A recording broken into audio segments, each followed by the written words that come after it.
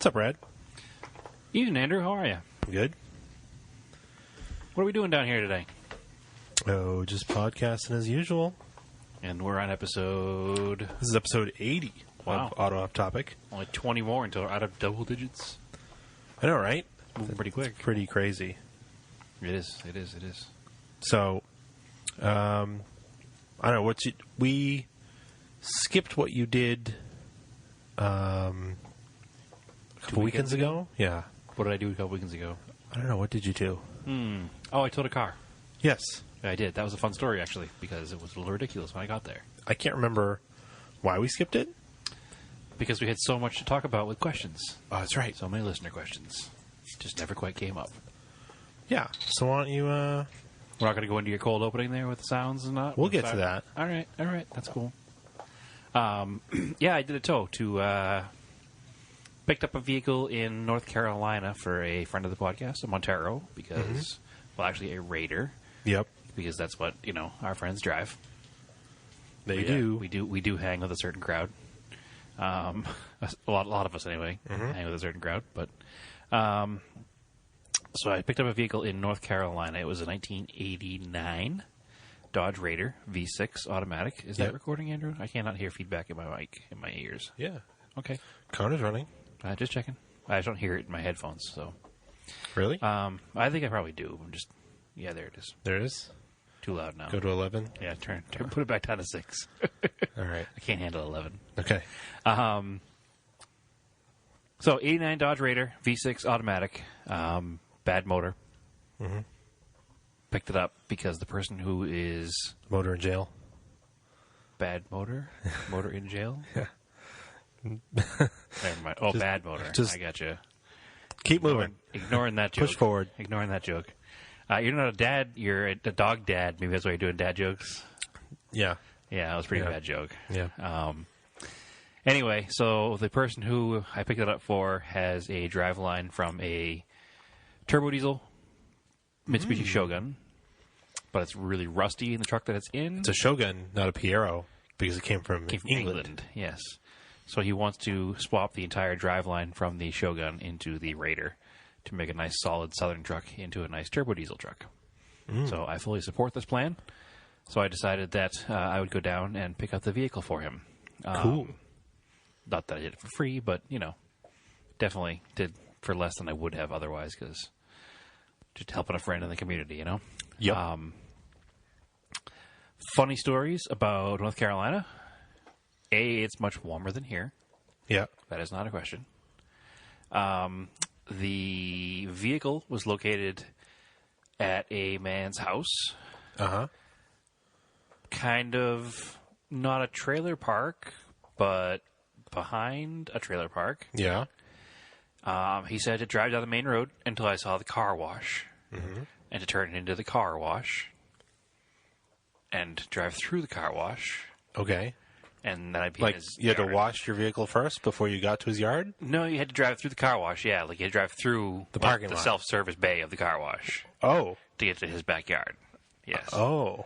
That was the access point to where the Raider was stored. Oh, okay. Yes. So I got to the said car wash, and it was closed. I mean, that would be surprisingly. convenient. I mean, if I lived right there, I'd wash my car all the time. Yeah. However, one of the 5 bays didn't have any car wash equipment in it, but it had a door inside the bay. Like a garage door? Nope, like a door for humans to walk through, not cars. But it was like walled off? No, it was not walled off. It was in you still drive through the bay, but on the side inside the bay was the door. Yeah. So it was still a bay minus the washing equipment. So it was a storage room. No, it was a combination of a car wash and a drive-through liquor store. Oh. That's a pretty sweet combo. Right. I mean, it'd be useful. Yes, I think it would be. So you could have a nice cold brew while cleaning your vehicle. I had wondered what was going on because when I pulled in, the car wash has a large signboard out front, and instead of saying, like, a professional appliances car wash, it had, like, a piece of paper that somebody would make for their high school, like, fundraiser car wash, and it just said wash. And above it, it said ice cold beer. Okay. So it was like, okay, this is a hell of a combo that I definitely want to live behind myself. Because I can't see anything but fun things happening if you live behind a car wash that has a drive-through liquor store attached to it. Yeah. It must be a non-stop party there on a weekend in the warmer weather. Hmm. I mean, it was warm because it was North Carolina, but it was, probably not warm to them. That makes sense. Yeah. But regardless, it was a funny combination. And the neighborhood that the car was in had a lot of multicolored painted houses, and it was just an all-around interesting place to pick up a vehicle. Mm-hmm. So... And the rest of it was like normal. Just drive it back. Yeah, there was no other stories involved with it other than that. Because I know you beat one of the nor'easters. Oh, you thought we were going to get away with not hearing about nor'easters. Yeah. Because there is another nor'easter There's another one coming. That's 4 in this month now? Yes. Yeah, it's a little ridiculous. Midwinter, very quiet. They said, like, oh, end of winter. Yeah. Apparently very busy. Yeah, this year is. March is coming in like a lion. It's also going out like a lion, apparently. Yeah, apparently. We're getting screwed this week, too. And So, then, yes, I dodged storms during this haul of this vehicle. So. Yep. And then the other fun part is I lost my train of thought, is what happened right there. I don't know where you're going with this. I don't know where I was going either. Something about nor'easters. Nor'easters, 4 of them. There's 4. Lots of them. I did a run in between. Yeah. You missed it. Oh, okay. Ignore that. Let's go to the. Did you use your scan gauge while you're? I did the whole way. I tracked the dollar for dollar amount of gas that I used. Neat. Because what happens is every time you go to fill up, if you set it right in the first place, it knows pretty much exactly how empty the vehicle is. Cool. And then you save the amount of the dollar amount that the fuel was at your previous stop. So at the end of the trip, you can see what your exact cost was of fuel on the trip, right down for every mile. Nice. Like, I mean, yeah, you can track fill-ups and everything, but you can really track it by even more exact, just knowing exactly how much you used during which leg. It worked out. It was really cool. Yeah, and then you could see like how much more poor the mileage was with a loaded trailer. So I used to haul all the time with an enclosed trailer. A Raider Montero Shogun won't fit in my style enclosed trailer. Nope. So I rented a U-Haul to do this trip. It's significantly less impact on the fuel mileage. Because when it's empty... Even with the truck on it. Really? Yeah. Well, the truck is sort of aerodynamic. No, it's no more I said aerodynamic sort than of. the enclosed trailer. I mean, well... The windshield's laid back at a couple of degrees. You would think that it's riding in your truck's slipstream. But so would the other trailer have been. Yeah, weird. Yeah. So an empty enclosed trailer, I have a 20-gallon fuel tank. Yeah. An empty enclosed trailer, or a loaded enclosed trailer, I got 11 or 12 miles per gallon, which is not wonderful. Nope. Of diesel, so it's very expensive. So with an empty U-Haul trailer, because it's significantly more inexpensive to rent a U-Haul trailer for 2 or 3 days And beat the crap out of it. than it is to rent it and go one way with it. So if I rented one in North Carolina and dragged it home, it cost twice as much, more than twice as much. Yeah, because it moves them around for them, and they don't want them moved around. Correct. So it's $54 a day or something, minus the insurance. Or you could do $54 a day plus it was like another $180 drop fee if I had picked it up in North Carolina and left it up here. Yeah, because they don't charge you for mileage for those? No, there's no way to track it, so they don't charge you for mileage. Yeah. So I don't care. They charge you by the day. So it made more sense to haul it, drag this empty trailer all the way from Massachusetts to North Carolina than it did to pick one up in North Carolina and drag it back up here. So unfortunately, I didn't have anything going that way, so I couldn't, double up on it. But yeah, so with the empty, open trailer, I saw on the highway no change in fuel mileage from having no trailer at all. With the loaded truck, with the Raider on the trailer, maybe 2 or 3 miles per gallon less. It was insignificant. Weird. I did a lot better than I thought I was going to as far as mileage went. So I will maybe just use an open trailer more now. It costs less to rent the trailer and do this than it would have to use an enclosed trailer that was already owned. Huh. So, But, however, for fancier vehicles... well, it depends on the vehicle, exactly. If I was towing something that wasn't a '89 Raider with a blown motor that had been Yeah. mudding when the motor let go, obviously, because the car's covered in mud. Yeah. I might have used an enclosed trailer, but Yeah, a much nicer vehicle would get an enclosed trailer. yeah, exactly. But for something you don't care as much about, Yeah. not that I don't care, I did care, but you know what I mean. For something that has less importance and value-wise to it, for a couple $100 vehicle. No, it's just a car that's going to get used. Yeah, exactly. So. I hear Enzo barking upstairs. Not sure if that's going through the mics or not. Probably is. I don't hear it. Oh, okay, good. So nobody knows about it except for the fact that I told them all about it. Yeah. But anyway, yeah, I saw not much of a change in fuel mileage, so that was impressive, actually. And that was, 1,700 miles round trip, something like that. Mm-hmm. Side note, we'll call it trivia. Do you know what... They definitely want to hear that, because that's my dog barking downstairs, that your dog barking upstairs. Mm-hmm. Do you know what the New Jersey Turnpike charges you with the dual axle trailer to go from tip to toe on the turnpike? Nope. Take a stab in the dark. What do you think it would cost? $40. You're pretty close, actually. It was $42.50 Wow. to go on the turnpike. I've done it before, but never thought about it because I had an Easy Pass, Yeah. and I probably never really checked to see exactly what the cost was. Mm-hmm. But when I got to the end, and she, handed me my ticket back, it's like the old Mass Pike style, where you get a ticket when you get on, and whatever exit you get off on is where they, see how much it cost. And she says $42.50, and I nearly had a heart attack. And then immediately you drive into Delaware, and there's two more $8 tolls. And then you drive into Maryland, and there's another $8 and a $13 toll. So you spent like 70 some odd dollars in tolls in this, 150 mile stretch of highway. And then to get through New York, it's like $15-20. It's $13, not bad, comparatively. So I made sure I avoided all of that on the way back. I was like, I'm never doing that road again. So, but I did the trip in 2 days. I just loaded up after work on a Friday night, and I was home by Sunday afternoon. Cool. So, yeah, it was good. It was good to get away for the weekend. It was right after one of the nor'easters. Yep.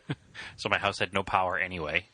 So if I stayed home, I would have been in a home with no power, and I would have been bored to tears all weekend anyway. So it was good to get out. Good. Another one coming up for myself personally to go pick up a Colt. Nice. So that's coming the first weekend in April. I'll be going to do that.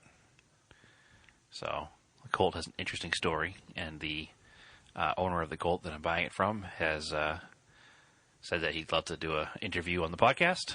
So we'll talk about that more in the upcoming future. One more for Brad's old Colt farm. Hey man, somebody's got to save him. Some people hoard empty bottles of milk. All right. Okay. I'm just saying, some hoarders hoard way worse things than old Dutch Colts. Okay. I'm just admitting to being a hoarder. I understand what's going on now. Anything else? As far as that stuff goes, no, I think I'm good. I think I have no more project car updates because it's still wintertime. Somehow. And every 3 days there's a nor'easter. Yeah. Supposedly, spring is in a couple days. Right. But you know what's happening the first day of spring? A nor'easter. Mm-hmm. So, although I will say it did feel like summer when I got home today. Yeah. Because the first time that I went straight home from work since the clock change. Yeah. So I got home at 5:45. Oh, it's light out. It was It's awesome. bright and sunny, and I was like, oh, I can do things outside. Yeah. No, we're getting there. Slowly but surely. We're getting there.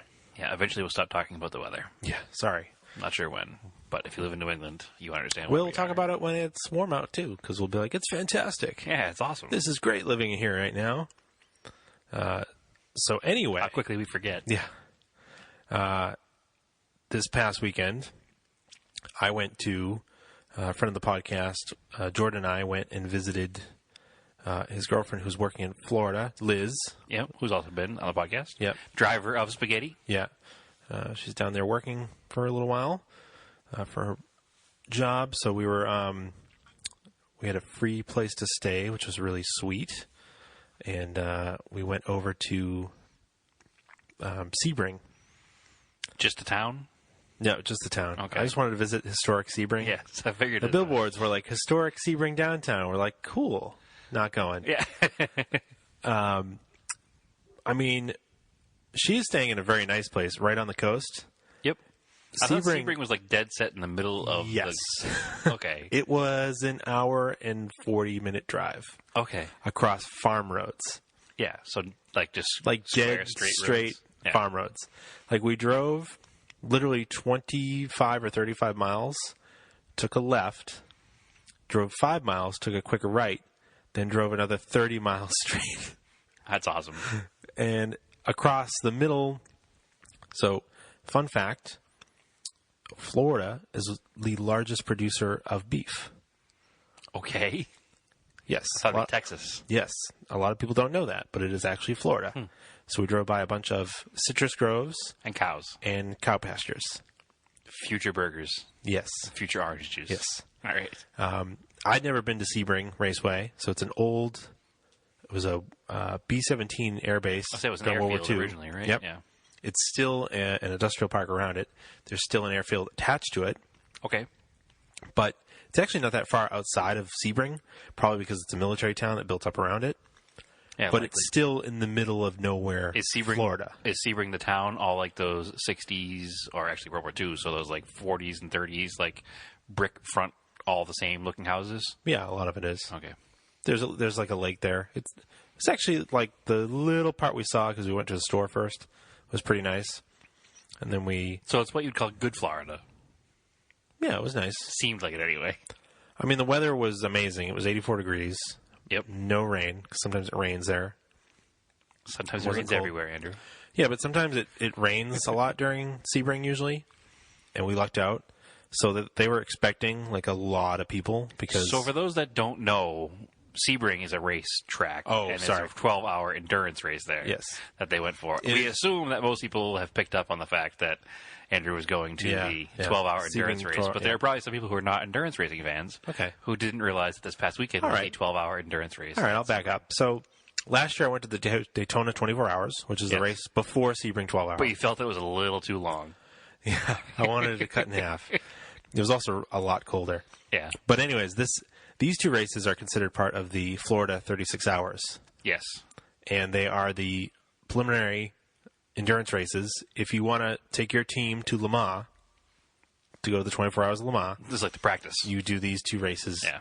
Like And it real-time practice. And it just so happens, like we talked about on our episode about Daytona, that Florida just became a place for racing. Like Right. just the weather and the space they had in the late 50s after World War II, it was just a place for racing. Yeah. And that's Sebring. This was the 66th running, so it started in the 50s, and it's just That's crazy. early 50s, too. That'd be like 51. Yeah, Yeah. it's crazy that they like convinced people to go out to the middle of nowhere to go. Yeah. They had to drive hours and hours and hours in the 1951 sedans. And there was no interstate. Well, we weren't on the interstate. There's no Yeah. real interstates. But Imagine doing that in the car at like 50 the whole way. It'd that's take what we forever. did. Oh, The speed limits are like 55. yeah. But that, Maybe we did like 60. really? Yeah. All right. So let's start with the terrible rental car we had. You had a Nissan Versa. Yes. Yes. Brand new. 3,500 miles. Okay. Car is terrible. Like horrible. Yeah, I imagine it was. I mean, alloy wheels. Okay. Cloth seats that were basically like the chairs that we're sitting in right now. right. Which for those viewers that can't see, These are old. which is all of them because they're listeners. Old. They're like old schoolhouse chairs. 70s chairs with a thin pad on them. Yes. And the brakes were awful. Like I thought the brakes were broken Okay. because I think new cars are trying to have electric brake assist, but it wasn't calibrated. It was calibrated super weird. So you'd be going to slow down and you'd step on the pedal and you'd have like a hard, you know when there's something wrong with your brake system, the pedal feels hard, but you don't feel the car slowing down. Yes. And it's kind of freaky. Well, anytime the car doesn't slow down like you want it to. Like you have It's a bad you have a feeling. very hard pedal, but you don't feel the nose of the car come down as you're braking. Okay. So you push it a little harder, and then it starts to engage, and then you want to slow down some more, and all of a sudden you're going to put your face through the windshield. Because now you've almost locked out the wheels. Yeah. I mean, it was crazy.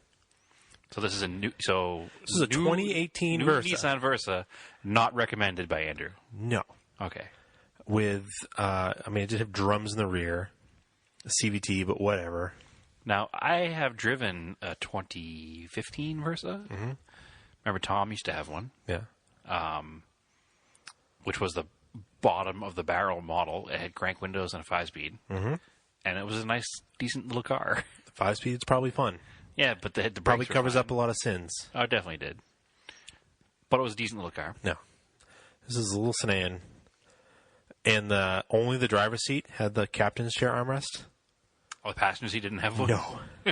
And there's no center console. You know what's awesome? Honestly, what's awesome about that? That's like a throwback to like the 80s and 70s. When the car was so minimalistic that these items were all extras. Like, you used to read car ads in the 70s and it'd be like, now with 2 mirrors. Yeah. Now, passenger side armrest. It had 4 cup holders. Standard ashtray. In the center console, but the center console didn't have an armrest or a cubby or anything. I feel like 4 cup holders is even in 2018 a very low number. And it had 2 in the doors. And Okay. 4 in the center console. So I had 6. So I think the 2 rearmost ones were for the rear seats, because if you put a drink back there, you had to reach like behind you to grab it. Well, you were in Florida, so I only can assume that you filled it up with your full 6-pack. Right. Yeah, so 6 cup holders legally in for 6 Florida, beers. if the open container is in the back seat, even though I'm driving, it's okay. Okay, is that what really happens? No, Oh. it's not. That is not actual legal advice. Don't take that. Well, I'm just saying you were in Florida, so you had the car came with the Florida cup holders, which is the full 6-pack cup holders. Yes. Yeah. Yes. No, definitely. For the 4-passenger car. And it had a really big trunk, but the opening is super small. Did you put your bike in it? No. Sorry. 40-year-old virgin joke. All right. Yeah. Whatever. Yeah. Now, so whatever. It worked. We flew into Orlando because it was cheaper. We picked up the car and then drove down 2 hours to where Liz was staying. And So you did a lot of miles in this rental car. yeah, but a lot of straight miles. That's the other thing about Florida. So the roads are pretty smooth. The speed limits are like 70. So I was doing my 9 over. Okay. I don't understand how people don't do 130 everywhere. Mostly because they're in rental versus. Because it takes you forever and it's perfectly straight. Yeah, there's no turns at all. We took the Florida Turnpike leaving Orlando. And speaking of tolls, Okay. for whatever reason, Google Maps took us Florida Turnpike instead of 95. Yep. We get to the end. I'm like, this is going to be pretty expensive because we're on there for like 115 miles. Okay. We get to the end. The guy's like, 1050. I was like, what the fuck? That's so cheap. No, that's a lot. Well, not $42.50. Yeah, it's not. But You also weren't towing a trailer. no, So in a car on the New Jersey Turnpike, I think it's like $20. it was $18.50 for a car. Yeah. Yeah. Yeah, it's half price. Half So, the axles. so $10 is actually pretty cheap. yeah. Well, I think New Jersey's longer than 115 miles. I don't think the Mass Pike costs less than that to go the whole route anymore. It's probably $8 or $9, right? Yeah, it used to be $5 or $6, I think. Yeah, it's gone up. Again, I don't notice because you use the fast pass around here. Fast So, pass. Yep. and the Pike end to end is wicked. Did you annoying. notice my favorite thing about Florida Turnpikes? What's that? So aggravating driving any kind of vehicle down there that could be sized as a commercial vehicle. Every pickup truck and anything hauling a trailer is technically supposed to stop at every way station. I did not know that, and I did not see the signs. Oh my god, so frustrating. I mean, I had a tandem trailer almost jackknife in front of us. The guy was probably falling asleep. Double jackknife? Yeah. And then the other great thing is when you get off at an exit and you don't have the Sun Pass thing, and it's like exact change, and you're like, cool, because I only have a quarter. It's $1.25 toll. I have a quarter and $1. So Yeah. that's getting thrown in the basket because I don't have quarters. Yeah. I hope this works. Did it work? I guess. We'll find out next week when you get tickets in the mail or not. Yeah. But anyway, that boring part, yeah, a lot of driving, straight roads. So we get to Sebring. Place is pretty cool. I've never been there before. Our tickets, when we bought them, it was too late for them to mail them. It's like will call. So we had to go to will call. So we're like, asking people, like, where's will call? Where's will call? And they're like, yeah, just go through the gate and over there. to the right. We're like, okay, where exactly to the right? Like that metal building. We're like, okay. So we like get directed, and we end up this like stop sign like past the building we're supposed to go to. And the lady's like, "Where's your parking pass?" I was like, "I don't know. I'm looking for will call, please." Like, she's like, "Oh, you got to U-turn all the way around." Get a parking pass first. They have like temporary parking to get your will call tickets. Oh my god! And your parking pass, which my parking pass for Sebring is the most expensive I ever paid for at a racetrack. It was $60. That's a lot of for money. An infield parking pass. Yeah. Because Lime Rock's like $10. Yeah. Well, Lime Rock's definitely not the same level of Sebring. Sure it is. It's an old racetrack. Yeah, but they don't have a 12-hour preparation race for Le Mans. They still do IMSA. But there's nobody in... People don't fly to Lime Rock for the IMSA race. Yes, they do. I don't think it's as... They absolutely do. It's a big deal. I'm going to agree to disagree on this one. I mean, Road Atlanta was not that expensive. It might have been like $20 to park at Road Atlanta. $60 seems excessive. It's very expensive. To park your car. To just park. Yeah. And it's not even like... They don't even guide you.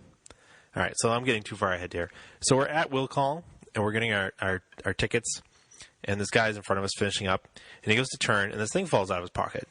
And Jordan's like, "Hey, sir, you dropped your magazine." But not like a book. Like for his gun.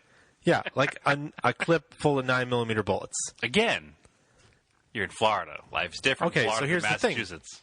We were driving in, and a guy comes to the window. He's like, "Hey, guys, how's it going?" We're good. He's like, "Do you have firewood, firearms, or fireworks?" We're like, "No." He's like, "Okay, have a great day." Yeah, you know what that guy in front of you who dropped his magazine said? Yeah, no. He also said no. Yeah. And the guy, Jordan's like, "Hey, you want to pick that up?" And he's like, looked at him like, like kind of like, Are you going to say something? yeah, like I don't, like, yeah, whatever, and just like picked it up and left. Like, dude, I'm not. I'm not knocking on you here. I just want you to pick it up. want you to so pick it up. lose it. Yeah, you don't lose it, and it becomes a huge deal. Yeah, because that would become a huge deal, I imagine. Even though it's Florida, they're not allowed on the... If they asked you on the way in... It's private property. But if they asked you on the way in, probably not, like, cool to concealed carry there. Yeah. Or it's just one of those unspoken, like, do what you want, we're going to ask. But, yeah. Yeah. The whole world is different than Massachusetts, Andrew. Well, no, it doesn't bother me. Yeah. The guy was just like flabbergasted that we told him to pick it up. Like, I don't think that'd just be being a polite citizen. Yeah, he was just like Like, or sir, maybe you lost your bullets. Or pick them up. he might have just been like kind of freaking out because like everybody was looking at him. Yeah, maybe. I don't know. You're the one that wanted to carry it. We just don't want you to leave him behind. Like, just pick him up. Like, whatever. So anyway, we get our tickets. We go in, and then it's not like other racetracks. They'll tell you where to park. They'll guide you. Mm-hmm. This is like, nah, just head down the main concourse, which is like the middle, and it looks like a carnival. Okay. It's on the main straight. We like looped through some of the paddock area. Then we went over this single car bridge that went over the racetrack. Now they had already started. They're running it this time. So the race car's going underneath you. Yeah. So Jordan has never been to an endurance race. Okay. So we're driving over this little rickety bridge in the Versa race car. That Versa race car. Yeah. This Versa went from terrible. You know, that's why the brakes didn't work. It was a race car. You had to build heat. They were worn out. Yeah. I didn't get them up to temp. So we go over and they're like, wow, wow, wow, like going underneath. Mm-hmm. And he was glad you made the noise. Yeah. Just imagine that noise that played at the beginning. He was like, whoa, this is crazy. I was like, yeah, this He's most never been to Lime racetracks. Rock before? No. Interesting. I'm like, when you got to go to the infield, you take a you bridge. go over or under the racetrack. Yeah. Most road courses, you go over the bridge. So yeah, then we're just like driving around. I'm like, well, where do we park? We're like looking, and we just would see just cars at the general car sticker just kind of thrown anywhere. We're like, all right, so we just find the spot, park the car. Mm-hmm. Then we ended up we walked up, and I might sneeze. We walked out to the track, like we kind of weaved our way through all the shanty towns of tents. Right. And it turns out we're in turn 10. Which is that's cool. Which is where the name of the studio that created Forza came from, correct? Yeah. Turn 10 at... Because it's one of the craziest parts. And we apparently parked in what's called Green Park. Okay. Appropriately, it was St. Patrick's Day. That's the other thing. Like, fighting a sneeze here. Yeah. Let it out, Lynn. Let it out. I'll try. There you go. All right, we're good to go now. All right, it was like, they went all in on the St. Patrick's Day theme because there's T-shirts. It was like St. Patrick's Day in Green Park, like Sebring 12 Hours. Oh, they actually did go with it. Oh, that makes sense, I guess. Yeah, like that. All right. Oh gosh, darn it! You're all done now. I'll probably sneeze 4 or 5 more times. Just say you're all done. You won't have to do it anymore. And then, so it was like, we walked out, and the track, it was like the outside straightaway, sort of near the outside part. So turn 10. Yep. Look it up. Is turn 10 where the famous sun shot is? The famous sunset shot? No? No, that's down the main street. So and this is crazy. I took pictures of it. There's like this old West town, like storefront that people like built and put like neon signs, and they had a rooster. And they had a real rooster? Yes, and then fish tank. Okay. This is not something that's there all the time. This was built for the race. Yes. Interesting. So I've only ever been to, as far as IMSA races, Lime Rock a bunch of times, Road Atlanta once. Generally, race fans seemed like they're pretty laid back and tame. Yeah. Like most places, pretty family friendly. Yeah, 100%. Sebring, not so much. Like it is spring break for race car people. Race car people. Okay. Like, it's like it was trashy, but it was like American kitsch. Like it was perfect. It was fun trashy. Yeah. It was like you didn't feel uncomfortable trashy. It was just no fun trashy. It was perfect. It was like rally trashy. Yeah. Rally spectating can get pretty rowdy too. Yeah, but not. This was because they set up permanent things for 4 days or whatever. Okay. And then the cars. So it's a legit full blown Jennytown. And the cars go by the same way every single time, and then they're doing it during race day for 12 hours. Okay. So it's unlike rally where you have to pack everything up and move it. Yeah. These things get elaborate. So you have a long time to marinate. Yeah. There's old school buses with all this weird crap all over them. People at foosball tables set up. TVs. Sounds like a good time. It's a good time. Yeah. And every turn has their own unique like thing. Like there's turn 10, then there's turn 11 had Beer Town, which is actually marked on the map. Okay. And that was the picture I posted where people were throwing beers in a pile. Yeah. Yep. And then if you go up to turn 9, there was a RV painted like a tank with turrets on it. Okay. And they had the Fireball tent. Oh, and Fireball. And we're people very familiar with from the front yard. And people would walk up and they'd spin a wheel, and these guys were giving them shots of whatever the wheel landed on. And we just happened to be standing there, and somebody spun it. They're like, "Fireball, yeah!" and meanwhile, cars are just like, just going by. There's twice the sound. Yeah, you have sound effects. Play sound effects. You have sound effects. You have to make your noises. Oh God, stop! We've lost every listener now. All right, you're good. Moving on. I need to stop you now. You're welcome, everybody. Yeah. No, it's pretty wild. And then I think it was turn 7.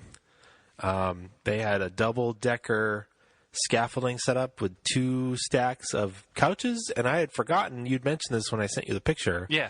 That it was the thing in the Lego movie. Right. But they got annoyed because you sat in the top couch, your feet dangled in front of people in the bottom couch. It didn't work very well. No, these were pretty tall, though. These are pretty tall. They look pretty sketchy, actually. Super sketchy. I don't know what the rule, like you can bring your own scaffolding and just set it up. Right. There's scaffolding and bring your own couches to put on the scaffolding, of course, because just scaffolding is not enough. No. It looked like a damn good time, and I want to sit on a scaffolding couch to watch a race. Yeah. It really looked fun. But yeah, it was like the scene from the Lego movie. Yeah. It's like double-decker or bunk couches, I think they called it. It's crazy because it's like this, super high-level form of like European racing. With a bunch of NASCAR fans. I think they're even crazier than NASCAR fans with like Animal House. Okay. It's like you said, Spring Break, Animal House, frat kind of. Yep. But it's like people our age and younger all the way to like really old people.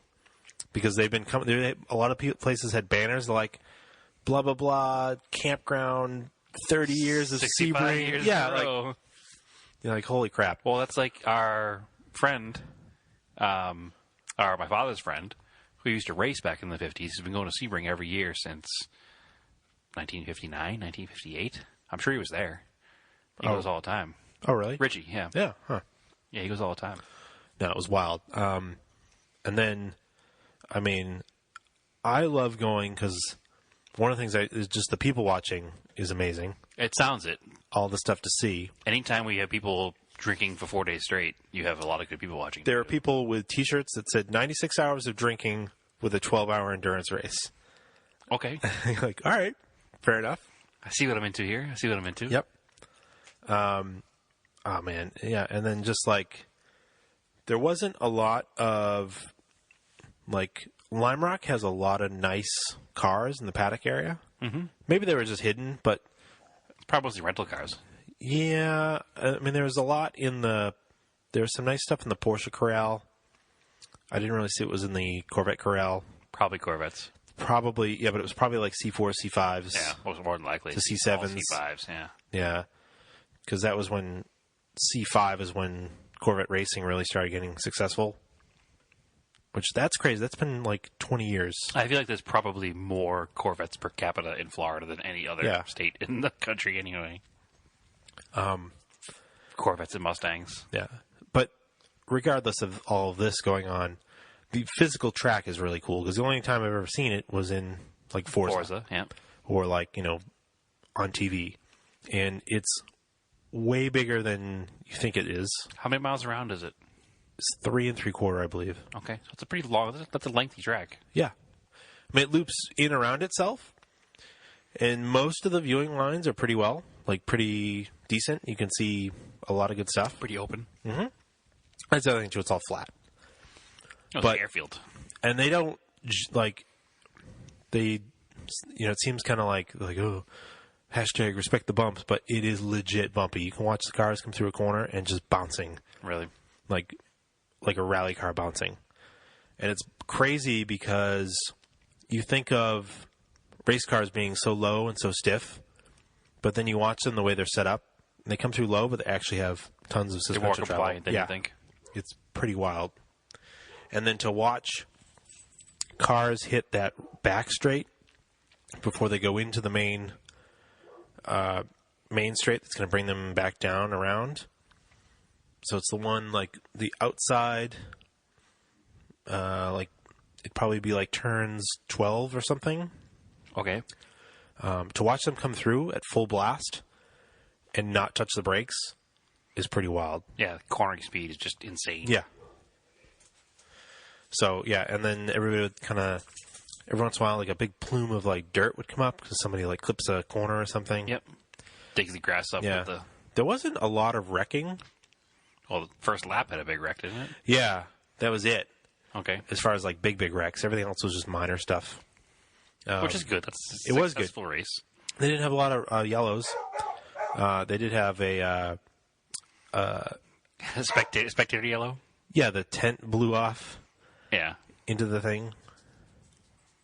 Like an easy up style tent. Yeah. Yeah, that's partway through the race. No, it's crazy. But yeah, it lives up to expectations. Like, it is a crazy party. It's a crazy good race, especially when the weather was awesome like that. Yeah, your sight lines are beautiful. Yeah, and clouds, and fog. And you weren't miserable being out in the rain. It was hot during the day, but once the sun started to go down, it was beautiful. And I mean, it goes down at like 7:30, so the majority of the race is during the daylight. And it's still wintertime, so the Florida bugs that are the size of pigeons didn't come out? Oh, there was no bugs, nothing. Yeah. No, it was great. Different story in the summertime down there. Yeah. I tried to get that famous sunset shot down the main straight. Yep. You can't get there unless you have media or you're really on top of telephoto lens. No, or if you're on top of somebody's RV or somebody's double-decker couch. Yeah. Or one of those power man lift things, because right at that corner, you're about 60 feet from the track, because it would be a big corner if somebody went straight. Right. And then they park a bunch of RVs around there, so there's like no spectating really. You have to just kind of weasel your way through people's RVs. Okay. So I really couldn't get there, which was kind of a bummer, but I got some other sunset shots.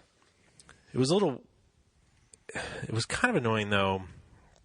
Like, most of the time, you could just walk between stuff and then go right up to the fence, and people wouldn't be, like, at their RV seats. Right. But then occasionally, like, people would just have it, like, roped off. So you can walk through their setup? Yeah. That seems annoying. It's kind of annoying because it's not like a private spot for you. Yeah. But whatever. There are dirtbags everywhere, unfortunately. But that's where I spotted that Dodge Raider. It was a minty Dodge the one Raider. you posted the picture of? Yeah. And A white first-gen short wheelbase. yeah, and then like right after that was a Lamborghini V12 motorcycle. Excuse me? Yeah. Here, You don't have to show me right now. It's fine. I'll show you right now because it's ridiculous. I want to hear your reaction. Was it like a Boss Hog, but a Lamborghini? What the hell? Yeah. What is that headlight thing, kind of? I don't know. What the hell is that? It's got like a Countach V12, it looks like. So the carbs are pointing It's got outwards. 6 Webers. That's on one side. No, there's 3 Webers on this side. Oh, I'm assuming there's 3 Webers on the Yeah, other side. oh, okay. Yeah. Yeah, there's 6 trumpets on this side, but it's for 3 Webers. Uh-huh. That is the wildest thing. I mean, I strongly dislike it. I just like the way it looks. But I also gotta like it. I like the idea. Like, I mean, I hate the idea, because it's just like one of those stupid Boss Hogs there with the Chevy 350s in them. But then it's kind of cool, because it's a Lamborghini motor. well, you know what I like about it is when However, that sump down here, the oil sump, is like on the ground, which is obviously this guy doesn't ride this thing very much. I mean, I like it when somebody's like, I want to do such and such thing. And everybody says you're an idiot. And how do I do it? And you're like, well, instead of doing it or asking how, because nobody's ever done it before, why don't you just do it? So this guy just did it. I don't understand that whole gas tank thing. It looks like a weird, like it looks like the handlebars are blowing a bubble. You'll have to post that up, because that's ridiculous. It is ridiculous. It's totally crazy. It doesn't make any sense. I mean, did you look at the close-up one? No, but I can imagine. Yeah. And then, there's that atrocity. Yeah. But then there was cool stuff like the 325 Ferrari Challenge car. Yep. It was just I sitting remember there. you posted a picture of that, or you sent me the picture of that. Yeah. I don't remember. I think you posted a picture of it. Here's the Fireball tent. Yeah. More scaffolding. It's pretty wild. So I highly recommend it. The Tequila Patron team won overall. That's a Nissan team, right? With a Nissan, yeah. It's a GTR engine. That's cool. And they ran the fastest, a new lap record. Or that might not be. Somebody ran a new lap record. It might not have been them. I apologize. I think it was. Sorry. Mazda, who did incredibly well. Until they broke. Because it's Mazda. But they actually finished 8th overall. Yep. They were in first a couple. Yeah, they a set couple the lap points. record, though. They set the lap record. 1:49.002. That seems fast for over 3 miles of racetrack. It's very fast. Yeah. Now I want to go try and see if I can do it in Forza. Probably not. Probably not. But Maybe like an Indy car. yeah. But that's pretty interesting. I mean, that car was doing a lot better than it used to do. We were joking like, all right, it's doing so well, hasn't caught Time to fire break. yet. Yeah. What did the Corvette win GT class this year, or was it Porsche? That was Porsche. So the 911. Number 911. Yeah. Yeah. Actually, it's like a 9. I don't know what the race car one is. Is that the mid-engine car? It's the mid-engine car. Yeah. But I mean, that's a GT Le Mans car. That ran a 158, so that's pretty good. And then actually the BMW, the M8 GTLM came in second in GTLM.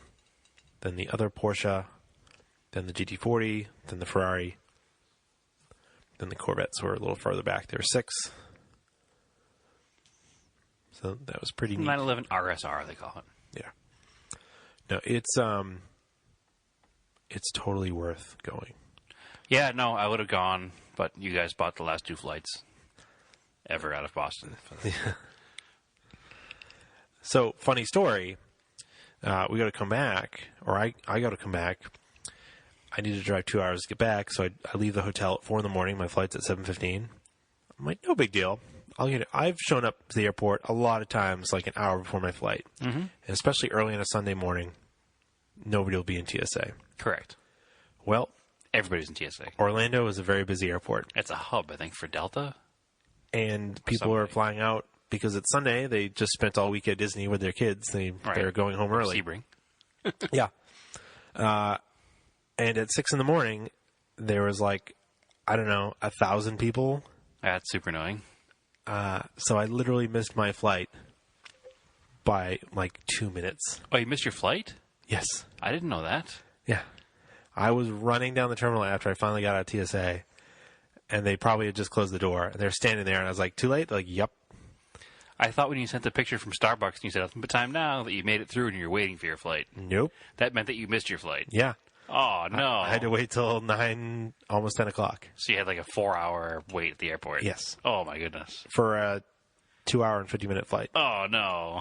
That sucks. I would have been home before the flight that I took left. Oh, that's awful. I did not know that. I thought you made the flight. No, I did not make it. That is super annoying. Did it cost more money to take that flight? No, they just moved me. Oh, that's good. Good. I never knew what happens if you actually missed a flight. So I had checked in the night before, so I was the jerk that they were probably paging forever. Yeah. Final boarding call. But well, did I ever tell you the story of when I got the call from the airport and we were still on the shuttle bus? Yeah. So that's weird that they actually called, because I don't think they do. Well, it was Alaska Air, yeah. So it was us and 7 other people in the airplane. Yeah. And we were literally on the transit from the park and ride to the airport. And we got the phone call, hey, we're boarding early. It's final boarding call. Where are you guys? And I was like, oh, we're in TSA. Completely BSing them. And then we get there, and they have their own, entrance and their own TSA. Mm-hmm. And there was nobody there. So it was quite obvious that we were not in TSA. We told them we were in the TSA line. Oops. But they held the plane for us. Yeah. So. No, I should have remembered this, because when I left Daytona, it was busy, but I wasn't running late either last year.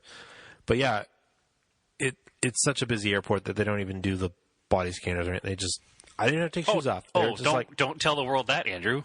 It's public knowledge. Yeah. Not that anyone listens to this podcast, so they were just waving people through.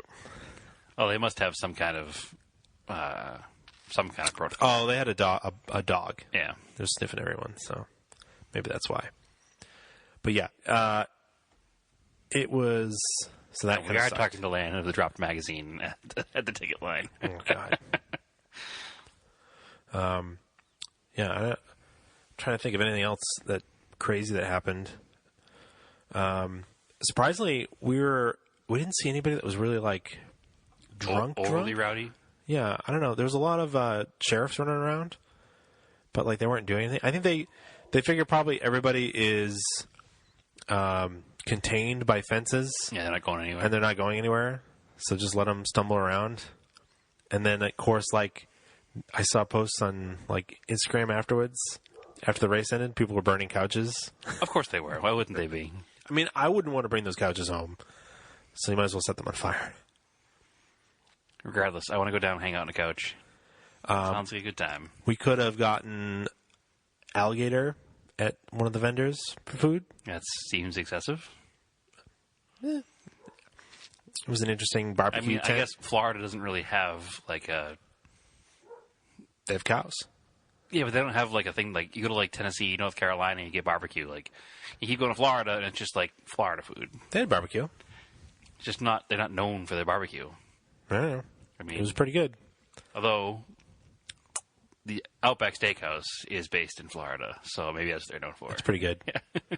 for a chain restaurant, it's not terrible. Supposedly, the track put in a drive-through liquor store.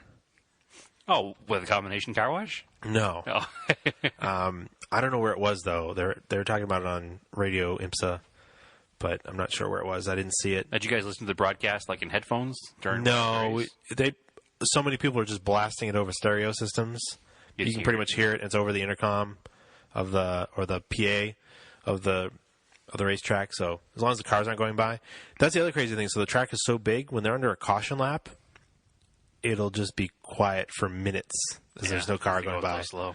Yeah, it's kind of crazy. And then That's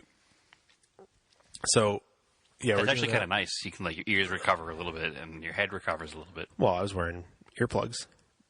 Still. Oh, and then we went to get lunch, and we're like, let's go to this Euro cart. I haven't had a Euro in a while. Mm-hmm. It's an odd place to get one, but cool. So we're standing there, and I look, and I see, and I do a double take. It's a $20 bill on the ground. I'm like, cool. So I pick it up. Wasn't attached to a fishing line. I look around. Nobody seems to be missing it. Doesn't seem like anybody dropped it right away. Right. So whoever you are that dropped $20 at Sebring, thank you. You bought us lunch. I put it back into the local economy and just bought us lunch. So thanks. Perfect. I hope that's good karma because I just used it to pay someone else. I don't think it's how karma works, Andrew.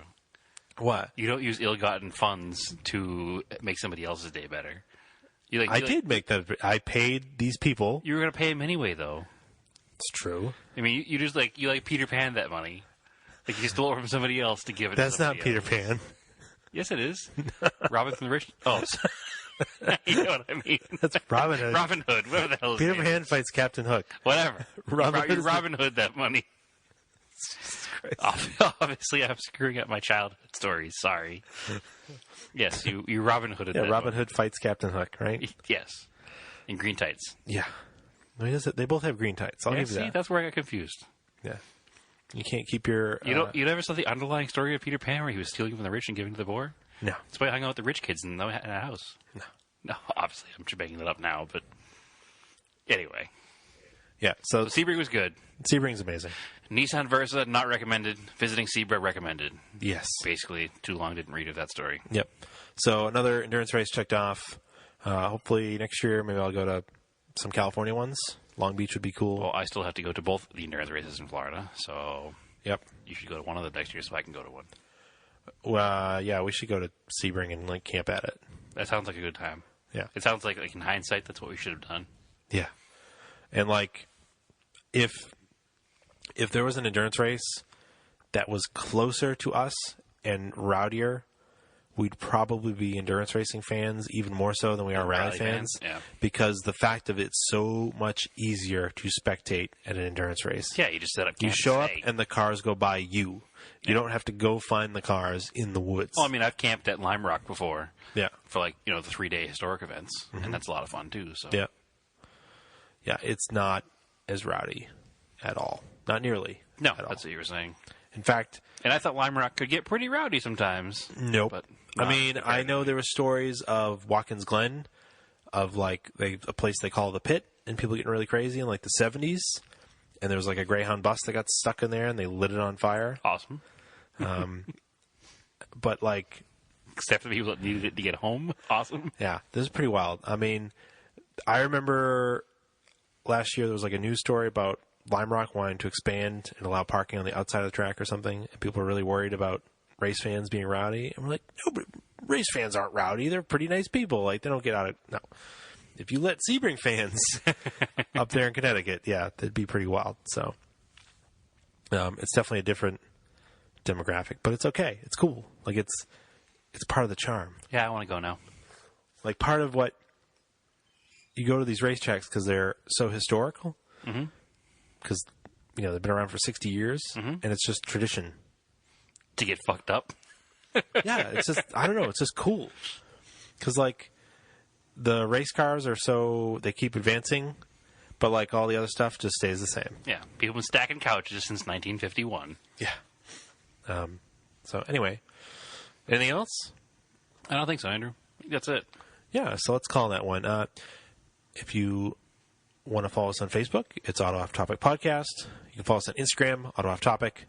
There's some Sebring photos on there.